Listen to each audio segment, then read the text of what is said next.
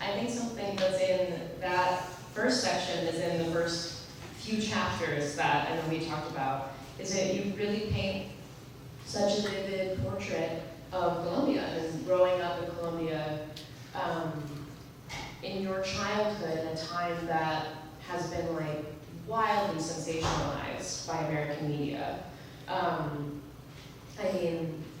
The first time that I visited Colombia, I was by myself, and it was even revealing to me how not just my parents, but random people in my life were all like, oh, you're going to Colombia by yourself? Like, you're gonna be okay? All of a sudden, this was 2018, you know? So we have this like perception, as Americans, I think, a very narrow perception of what Colombia is, and particularly during the time in which you grew up. And so I want to know how it felt for you sort of sketching this portrait of your Colombia and your experience of it, and not shying away from the fact that it was a very violent time, but also just telling it as the truth of your experience growing up there.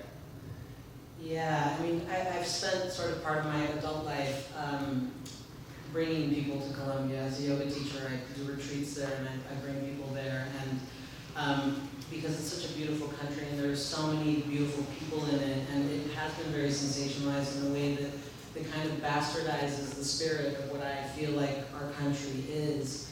And I think that in the book, I tried to be fair and honest about how difficult it was to grow up there during a time when it was basically kind of growing up in a war zone. But I also really wanted, we are such an imaginative culture. I mean, even just like how people make their livings and like how people rob people. I guess what a weird place to start. But like, I remember my grandfather, when he was older, he was walking to the dentist, and some person came up to him at the park and put their hand around him and was like, "Sir, you have bird poop on your shoulder pad or whatever." And he was like, "Oh my, okay, bird poop." And then he got to the dentist's office, and when he went to pay, he didn't have his wallet.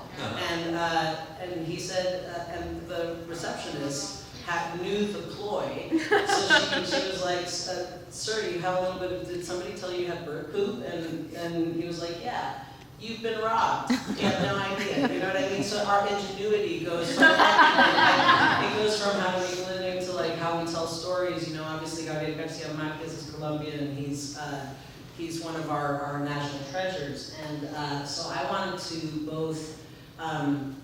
both sort of acknowledge the fact that living in a war zone as a young child had an effect on me, but also acknowledge the wonder that Colombians bring, and sort of like bring people into the magic and the majesty of my people and what we're capable of, and the beauty and the expressiveness, you know. So that was kind of like those were two sort of opposites that I was toggling and kind of playing with, you know.